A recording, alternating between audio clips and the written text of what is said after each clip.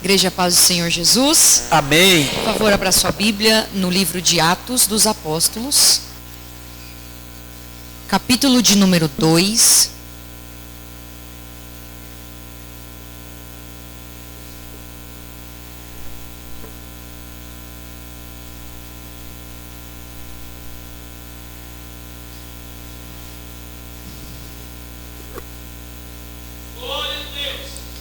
Glória a Deus. Atos dos Apóstolos, capítulo de número 2.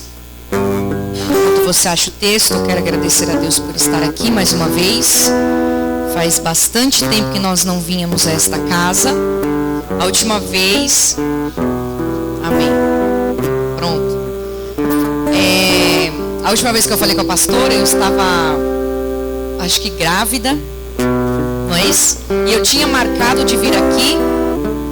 Só que eu estava numa correria do trabalho e no dia que era para eu vir, eu esqueci. Cheguei em casa, era quase 9 da noite, a pastora, tá chegando? Eu falei, chegando aonde, né? Aí eu falei, Marcos do céu, era para eu estar lá na pastora Cleide. Ele falou, Aline, como é que você faz uma coisa dessa? Eu falei, é a gravidez que deixa a gente sem memória. E nós não podemos estar aqui, uma falha nossa, mas o Senhor, Ele sabe de todas as coisas. Meu irmão do som, você pode diminuir porque eu vou gritar, então não fique preocupado com isso, tá bom? Eu começo assim, mas irmão, eu termino quase sem voz. Amém? Pronto. E é bom estar aqui, rever os nossos pastores. E eu estou aqui com o meu testemunho, eles já estão na escolinha. E é milagre, viu, irmão? Porque a Heloísa não gosta de ir na escolinha das igrejas. Não vai. E aí a irmã veio, chamou o Miguel que não queria ir. Ela falou, escolinha. Deve ter uma unção diferente aqui, né? Tá lá. E vai ficar até o final, em nome de Jesus. E a última vez que eu vi a pastora, eu recebi uma palavra lá na igreja dos meus pais. E ela disse, há mais uma promessa chegando aí. E vai alegrar muito o coração de vocês, né? E o Senhor sabia que nós já tínhamos um menino, o Miguel, o nosso milagre. E o Senhor sabia do desejo do meu esposo de ter uma menina. E assim o Senhor concedeu. E ela está aqui hoje, já vai fazer 2 anos, para a glória de Deus. E a gente, não rejeitando as promessas, mas já operou, viu, pastora? Já operei, Deus sabe. Então profetiza para outra pessoa que estiver aqui. Glória a Deus. Você já achou o texto? O texto é um texto bastante conhecido e o Senhor colocou no meu coração. E o texto diz assim: cumprindo-se dia de Pentecostes, estavam todos reunidos no mesmo lugar. E de repente vem do céu um som como de um vento veemente e impetuoso, e encheu toda a casa em que estavam assentados. E foram vistas por eles línguas repartidas como que de fogo, as quais pousaram sobre cada um deles. E todos foram cheios do Espírito Santo, e começaram a falar noutras línguas, conforme o Espírito lhes concedia que falasse. E em Jerusalém estavam habitando judeus, varões religiosos de todas as nações que estão debaixo do céu. E correndo aquela voz, ajuntou-se uma multidão que estava confusa, porque cada um os ouvia falar na sua própria língua.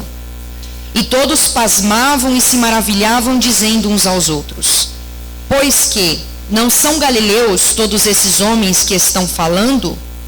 Como, pois, os ouvimos, cada um na nossa própria língua que somos nascidos? Você pode se assentar. Não durou muito, né? Glória a Deus. Irmãos, eu sei que vocês estão em um tema a respeito das 12 pedras que ficava no peitoral do sacerdote. E eu não vou me ater a este tema, eu não vou me desviar deste tema, mas eu quero usar uma outra base bíblica. Porque quando nós falamos a respeito daquelas 12 pedras, e eu não sei se já foi falado, provavelmente sim, o significado das 12 pedras, cada pedra simbolizava uma tribo. E hoje é a pedra diamante. E é interessante que a tribo, quando Jacó já estava perto de morrer, ele vai abençoar os seus filhos, e para cada filho ele dá uma bênção e uma orientação. E essa tribo, que é a tribo de Zebulon, recebe uma bênção do pai Jacó. E essa bênção que eles recebem é de prosperidade financeira. Essa bênção que eles recebem é de que aquela tribo seria uma tribo porto seguro. Eles teriam terras, seria uma tribo de muitos negócios. Então o foco da bênção de Jacó sobre a tribo é financeira. E Aline, o que tem a ver com o texto em que nós estamos, em que nós lemos aqui? O propósito da tribo era financeiro. Eles seriam prósperos, eles seriam grandes, eles seriam um porto seguro. Eles teriam terras, riquezas. Esse era o foco. E o Senhor assim cumpriu. O Senhor assim fez com esse povo. E quando nós chegamos no Novo Testamento, nós vamos ver aqui que há um propósito de Deus na vida deste povo. Há um propósito de Deus para estes homens que estão aqui, discípulos e algumas mulheres que seguiam a Jesus. Depois dos 40 dias que Jesus fica com eles, depois de ter ressuscitado, Jesus permanece com eles 40 dias. E após isso, Jesus dá uma promessa: que eles permanecessem em Jerusalém até que do alto eles fossem revestidos de poder. Eles assim obedecem, e eles estão no cenáculo orando e buscando a presença de Deus. Eles não sabem quando essa promessa ela vai se cumprir, mas eles permanecem ali, porque eles receberam uma palavra. E quem recebe uma palavra, a única posição que Deus quer é que você permaneça nela. Deus te prometeu algo, Deus te falou algo, a única responsabilidade nossa é guardar a palavra e permanecer nela. Pode passar o que for, acontecer o que for, o Senhor Ele quer que você permaneça no que Ele te falou. O povo então permanece, e no 10º dia acontece o revestimento de poder. Agora, por que foi necessário eles receberem o revestimento de poder? Eles já tinham recebido o Espírito Santo. Eles já estavam com o Espírito Santo dentro deles. Mas era necessário um transbordar do Espírito na vida de cada homem e de cada mulher. E por que o transbordar? Por que essa bênção especial? Porque eles tinham uma tarefa. Eles tinham uma missão a cumprir, e essa missão só seria cumprida depois do revestimento de poder. Eles estão então orando, e você conhece o texto: há um vento veemente que vem, um som de um vento veemente enche aquela casa. Então eles começam a ser cheios do poder, do fogo do Espírito Santo. O Espírito Santo começa a derramar sobre eles autoridade, unção, algo que eles nunca tinham vivido e recebido. Por quê, Aline? Porque há um propósito. Qual é o propósito? Pregar a palavra. Até então eles estavam fazendo a missão, mas Jesus estava ali. Eles estavam acompanhando Jesus. Só que depois que Jesus vai, eles agora precisam caminhar, mas não sozinhos. Jesus vai dizer: eu vou para o Pai, mas não vou deixar vocês órfãos. Eu vou trazer o outro Consolador que estará com vocês todos os dias. Então o Espírito Santo desce. Qual é o propósito do Espírito Santo descer? É para que aqueles homens e mulheres comecem a pregar a palavra de Jesus. Então uma pergunta para você: você quer ser cheio? Você quer que Jesus te encha?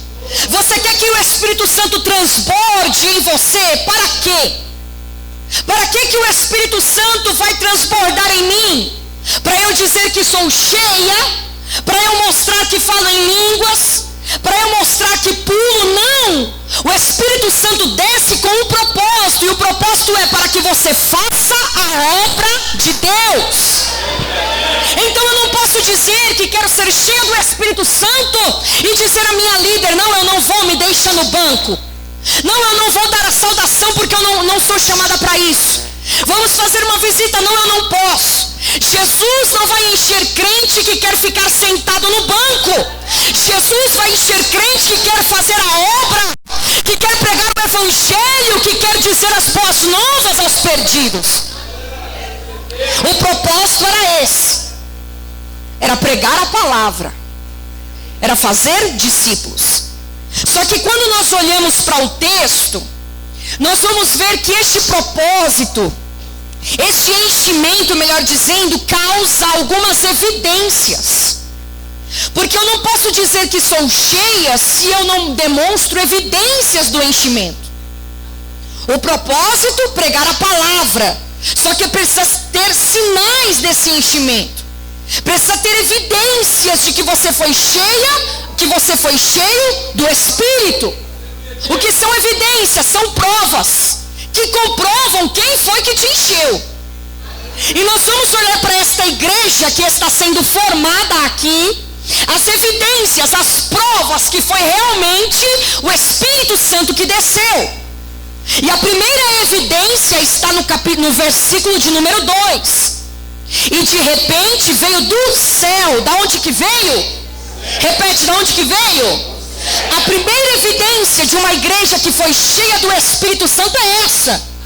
O que aconteceu nela não tem movimentação humana. O que aconteceu nela não tem ação humana, veio direto do céu. E nós estamos, irmãos, vivendo em um tempo difícil. Por que eu digo isso? Porque a gente anda por aí. A gente vai em muitos lugares. E em muitos lugares nós vemos a manipulação agindo no culto. Nós temos um grupo de louvor totalmente organizado, mas para emocionar o público, para mexer com a sua emoção. Nós temos pessoas com boas oratórias, mas para mexer com você. E tudo é feito para manipular. O Espírito Santo não precisa disso.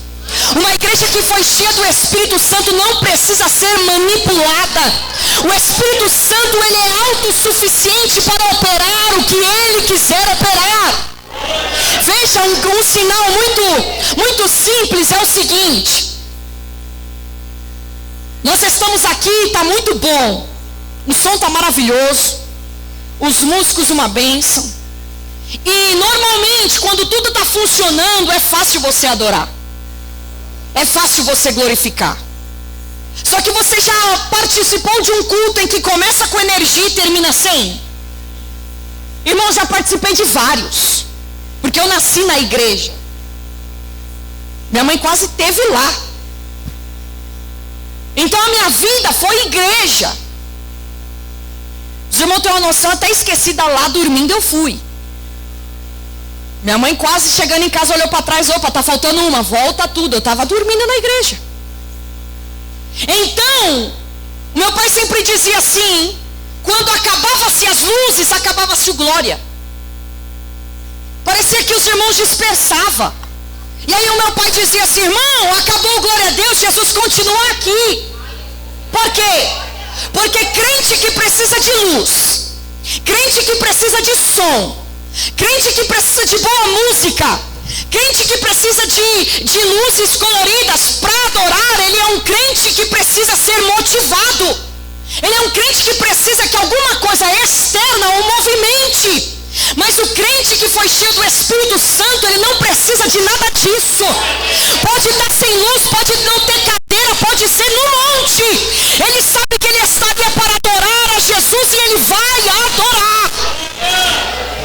Então a primeira evidência de uma igreja que foi cheia do Espírito Santo é que ela não precisa de movimentação humana para adorar a Ele. Por quê? Porque o movimento vem direto do céu. A segunda coisa que nós vemos aqui, como evidência de que foi o Espírito Santo que encheu aquela igreja, verso de número 3. E foram vistas por eles línguas repartidas como que de fogo, as quais pousaram sobre cada um deles. Aproximadamente 120 pessoas estavam orando. E as 120 pessoas receberam o Espírito Santo. e foram vistas por eles, ou seja, as pessoas olhavam umas para as outras e viam o sinal da glória de Deus. Aline, o que é isso? É o sentido de que uma igreja que foi cheia do Espírito Santo não tem lugar para disputa. Porque todos têm a sua porção, cada um tem a sua porção. E nesta noite você está aqui, o Senhor está dizendo, eu tenho a sua porção. Eu não preciso querer a porção do outro, imitar o outro, desejar o que é do outro. Deus tem uma porção especial para a minha vida. E é só eu dizer, Senhor, eis-me aqui, dar a minha porção. Eles reconheciam a glória de Deus na vida do outro.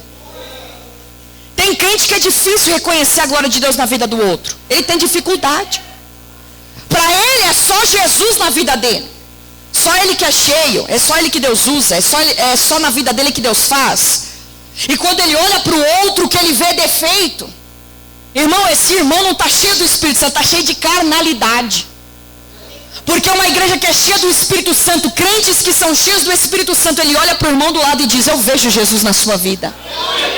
Ele tem facilidade em dizer, como Jesus te usa, minha irmã. Eu glorifico a Deus quando você prega. Eu glorifico a Deus quando você ora. Eu glorifico a Deus quando você limpa a igreja, quando você faz alguma coisa. Por quê? Porque eu vejo Jesus na sua vida. A segunda evidência. Qual é a terceira evidência para eu chegar no ponto em que o Senhor Ele quer? A terceira evidência, que quando eles são cheios do Espírito Santo, é que quem conduz o que a igreja fala, que esse povo aqui está falando, é o Espírito Santo. O texto diz assim, no verso de número 4, parte B. Vamos ler tudo. E todos foram cheios do Espírito Santo e começaram a falar em outras línguas, conforme o Espírito Santo lhes concedia que falasse. Então uma igreja que é movida pelo Espírito. E esse ano de 2026, o Senhor quer que você seja movido pelo Espírito. Uma igreja que é movida pelo Espírito não fala o que quer.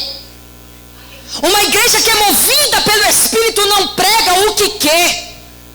Uma igreja que é movida pelo Espírito, ela fala o que o Espírito concede que ela fale. O que nós estamos vivendo nos dias de hoje é uma luta muito grande. Porque há muitos lugares e muitas vezes nós somos tentados a pregar aquilo que o povo quer ouvir. Somos tentados a pregar aquilo que vai dar certo. E muitos amigos meus, pastores, já cederam a isso. Começou direitinho, começou com temor, começou tremendo na presença de Deus. E hoje, quando eu os encontro, o que eles falam é assim, Aline, você tem que chegar na igreja e ver o ambiente da igreja e ver o que o pastor quer que você fala. Por quê? Porque você sempre vai ter porta aberta. Pessoas se perdendo, irmãos.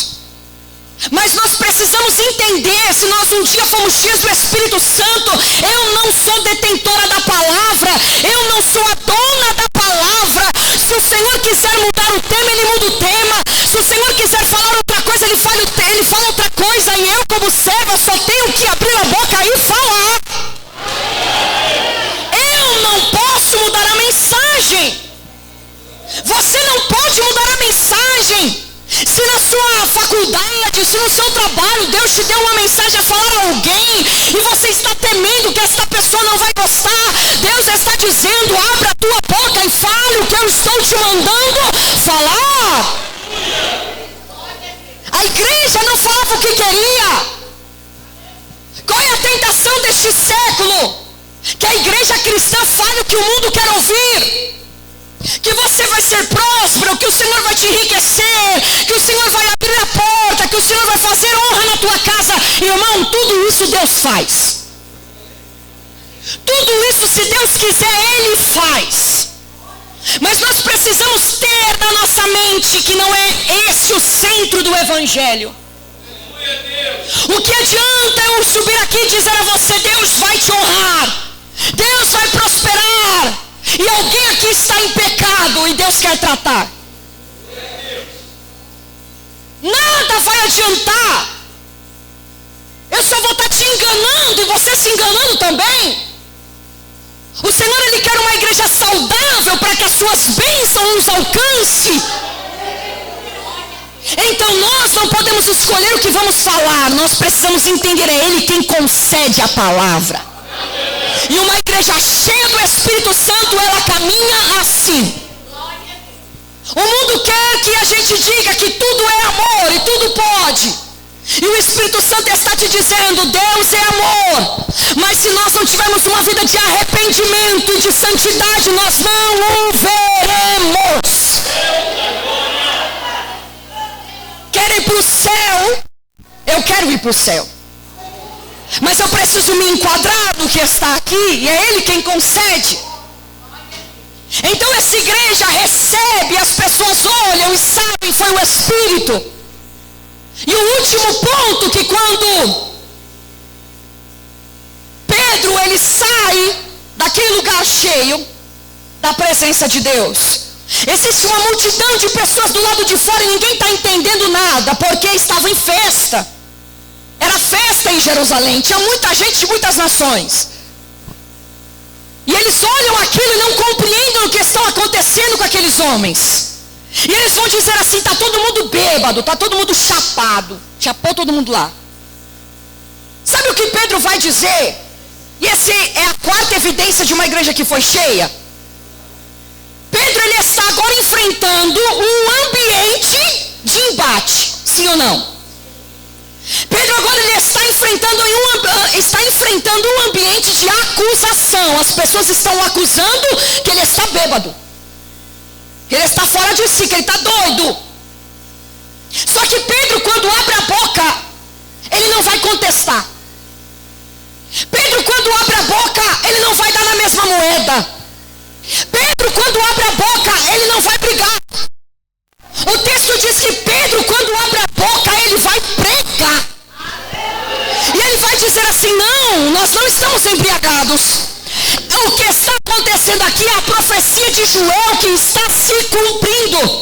Que nos últimos dias Deus derramaria sobre toda a carne o vosso espírito. Então a quarta evidência de uma igreja que foi cheia do Espírito Santo é que quando ela se encontra em um ambiente de embate, em um ambiente de acusação, ela não abaixa o nível. Ela não vai trocar na mesma moeda, não. Ela vai usar este ambiente para pregar o Evangelho, para proclamar a verdade. Ela não vai brigar, ela não vai xingar, não vai falar palavrão. Por mais que você ache que a pessoa mereça, mas o Senhor está dizendo, eu quero que neste ambiente você mostre que está cheio do Espírito Santo. Abre a sua boca e proclame a palavra. Quem lembra aqui da história de Estevão? Estevão foi o primeiro mártir. Atos capítulo de número 7 em diante. Ele era um jovem diácono. Aproximadamente 17 anos ele tinha. E por ele pregar a verdade, o texto diz que as pessoas ouviam e rangiam os dentes. Porque quando você fala a verdade na vida de alguém que está em pecado e não quer sair do pecado, irmão, ela se endemonia. Ela quer sair fora, ela quer sair correndo, ela não quer ouvir, por quê? Porque ela não quer sair da vida de pecado. Mas acha que Deus vai abençoar. Deus está dizendo esta noite que nós precisamos mudar. E o texto diz que pegam Estevão e levam para fora. E o texto diz que as pessoas estão com pedras nas mãos, porque ele vai morrer. Jesus não vai livrar ele da morte, ele vai morrer. Porque a gente ouve muitas vezes que Jesus livra de tudo. Nem tudo Jesus livra. Tem hora que ele vai deixar você passar um apertozinho. Tem hora que ele vai deixar você ser enganado. Tem hora que ele vai deixar um falso se levantar contra o teu nome. Tem hora que ele vai deixar, irmão. Porque Jesus não quer filho mimado, Jesus quer filho maduro. E o texto diz que quando eles estão com as pedras nas mãos para matar Estevão, ele podia dizer assim, tudo bem, sou muito jovem ainda para morrer, não prego mais esse Jesus, não falo mais dele, deixa eu ir embora. Ele poderia ter negado. Mas o texto diz que ele abre a boca e ele vai pregar. Ele começa a pregar mesmo sabendo que vai morrer. Por quê? Porque ele estava cheio do Espírito Santo. Aline, o que é isso? É simples.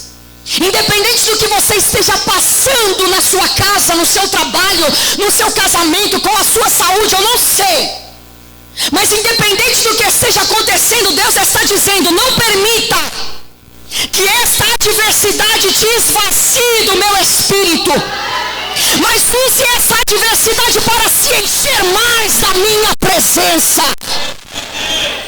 Permita que o Espírito Santo venha com mais força através dessa luta. E aí então, irmãos, acontece um grande avivamento aqui. Ele prega para uma multidão. Aproximadamente 3.000 almas aceitam a Jesus. E veja que quando é o evangelho que é pregado, as pessoas reconhecem o pecado. Porque elas vão dizer assim, elas ouvem a mensagem e vão dizer assim: tudo bem, Pedro, o que nós podemos fazer para sermos salvos? O que a gente vai fazer? Se fosse alguns nos dias de hoje, ia dizer assim: pode continuar vindo na igreja, dá seu dízimo e está tudo certo. Porque em muitos lugares é assim. Vem aqui, continua assim na sua vida. Mas Pedro vai olhar e dizer assim: arrependei-vos, cada um do vosso pecado, e sejam batizados nas águas, para sinal de arrependimento. E eles entendem, 3.000 almas aceitam a Jesus, e a igreja começa a tomar forma, e essa é a maior bênção da igreja. Agora, quando nós caminhamos mais à frente no texto, nós vamos ver que nesta igreja, que foi cheia do Espírito Santo, com todas essas evidências, o texto diz que não havia na igreja nenhum necessitado. Eu dei essa volta todinha aqui, para chegar aqui. Nesta igreja, a primeira igreja que está se formando, capítulo de número 2, verso de número 44, o texto diz assim: e todos os que criam estavam juntos, e tinham tudo em comum, não havia necessitado, e vendiam suas propriedades e fazendas e repartiam com todos segundo cada um havia no seu coração. Aline, o que você quer dizer com aquilo que você falou no início e agora? É simples. A prosperidade na vida do cristão só tem um propósito.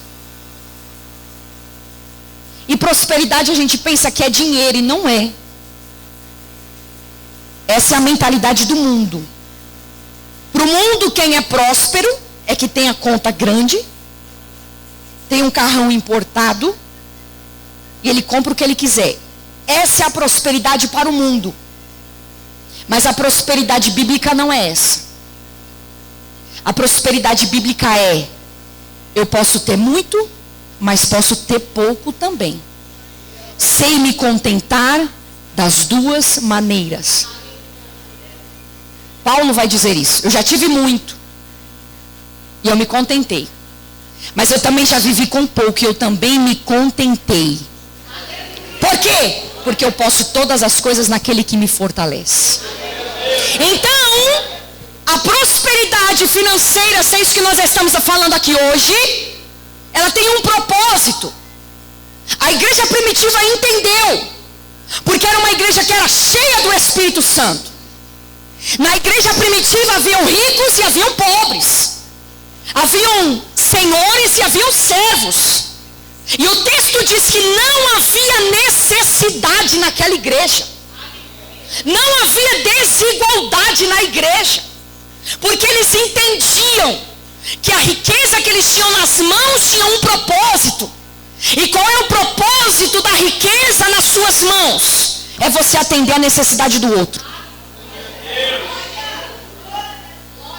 O propósito do Senhor multiplicar em nós riquezas só tem um: é abençoar o outro.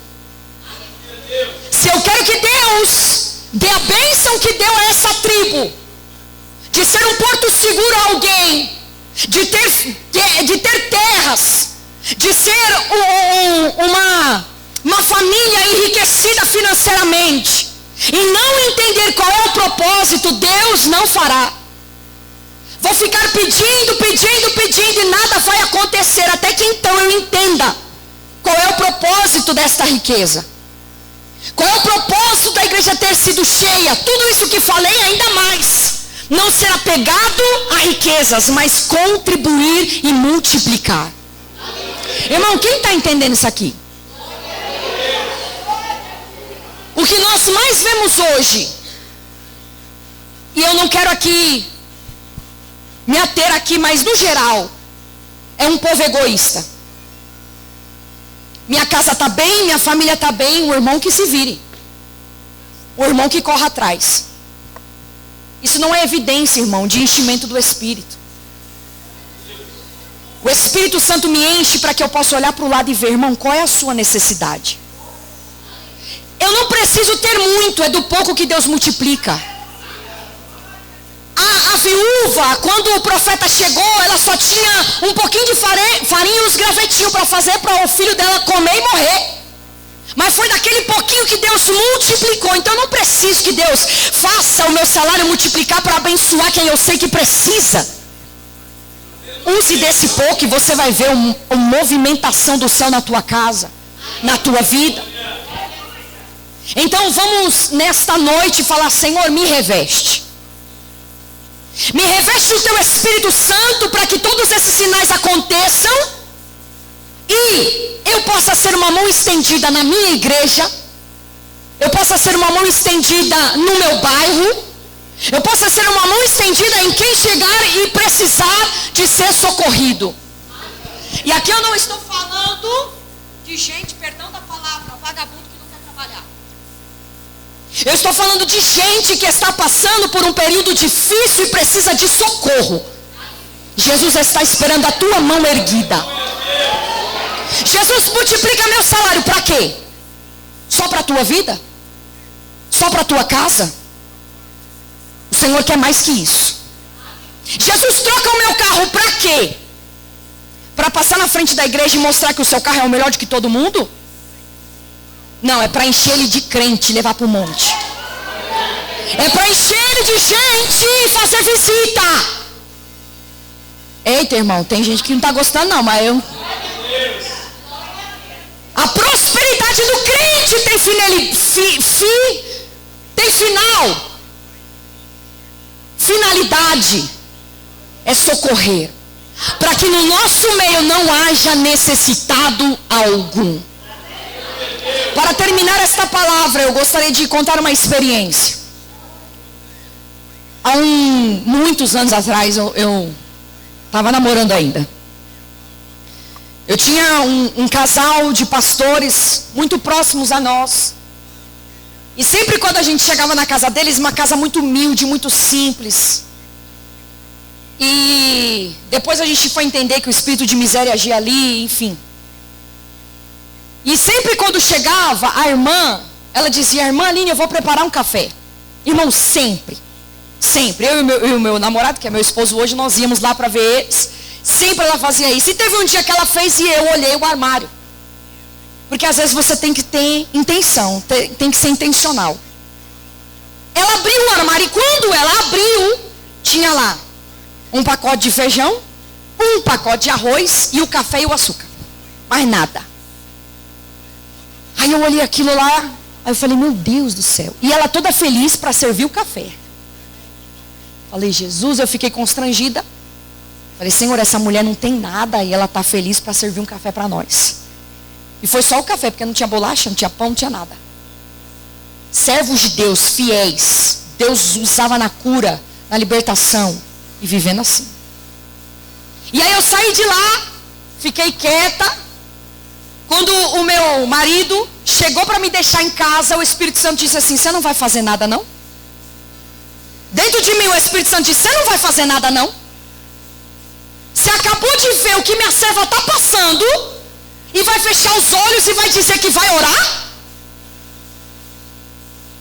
Aí eu disse, Marcos, você viu o que eu vi? Ele falou, não. Eu falei, então, quando a irmã abriu a porta do armário, não tinha nada bem, só tinha, e falei para ele. Ele falou assim, vamos dar um jeito, porque ele já é mais mole que eu. Vamos dar um jeito. Falei, vamos. Nós fomos no mercado. E ele falou assim, você pega um carrinho e eu pego outro carrinho. Eu falei, tá. E ele disse assim, a gente vai fazer a compra como se fosse a nossa primeira compra de casado. Eu falei, tá bom. E eu tava com meu cartão de crédito, ele com o cartão de crédito dele. Eu falei, tá bom. Começamos a andar no mercado. E eu pegava um monte de coisa imaginando que era pra mim, irmão. Você acha que eu pegava o pior feijão? Porque para nós é o melhor, para o outro é o pior. Deus quer mudar isso na nossa vida. Eu ia lá, pegava o melhor feijão, o melhor arroz e enchia no carrinho. Só sei que aqueles carrinhos grandes, irmão, ficou lotado.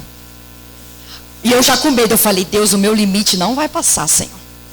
Naquela época, 11 anos atrás, era mais barato, né? Mas a gente ganhava menos também. Enfim, chegamos no caixa e eu, irmãos, com um contentamento, uma alegria. Porque quando você faz para o outro, irmão, é melhor do que você fazer para você. E a gente passou, eu falei, Marcos, ele falou assim, vai dando glória aí, esse limite vai ter que passar. Por fim, passamos a compra toda da irmã. Passei no meu cartão, ele passou no dele. Que ainda era namorado, né? Cada um com o seu dinheiro, agora é um só, né? E aí, ele tinha uma fiorina, encheu uma fiorina de sacola. Eu falei assim, agora vamos na casa da irmã. Vamos lá.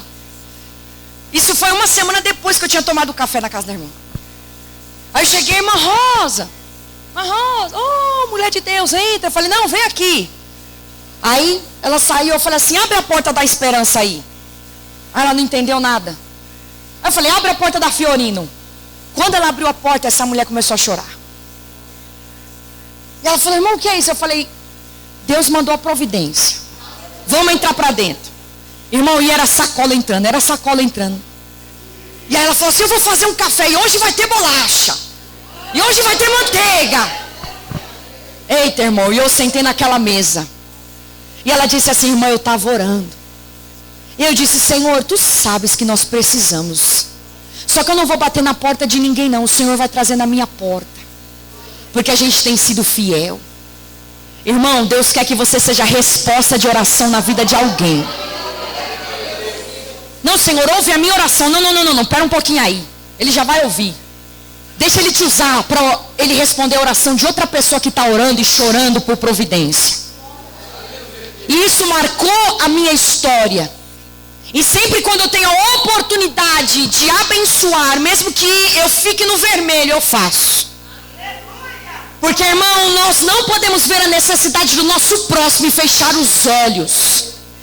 Porque um dia você vai precisar também. Você não vai querer que ninguém feche o olho para você. Jesus disse, faça para os outros aquilo que você gostaria que fizesse para você. Jesus disse. Então nessa noite nós vamos sair daqui hoje, revestido deste poder para alcançar a necessidade do nosso próximo. E quando você fazer isso, você vai ver o que vai acontecer na tua vida.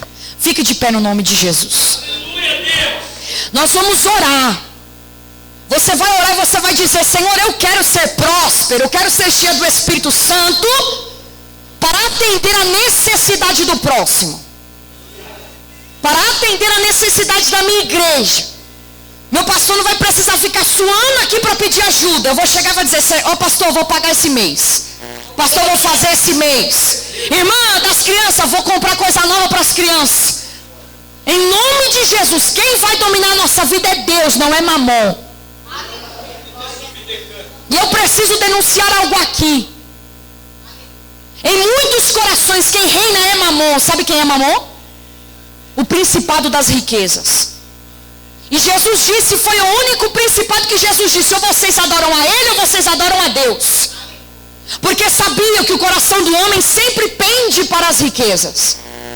Crente que não aguenta ouvir sobre dízimo, crente que não aguenta ouvir sobre oferta, crente que não aguenta ouvir sobre campanha para ajudar a igreja, ele sempre vai dizer, nossa, mas de novo dinheiro. Crente que não aguenta, quem está reinando é Mamon. Se eu e você não suportamos que alguém fale do nosso dinheiro, quem está reinando não é Deus. Quem está reinando é Mamon, mas vai cair por terra hoje. E o seu coração e o meu coração vai ser liberal. E Deus vai fazer grandes coisas. Feche os seus olhos.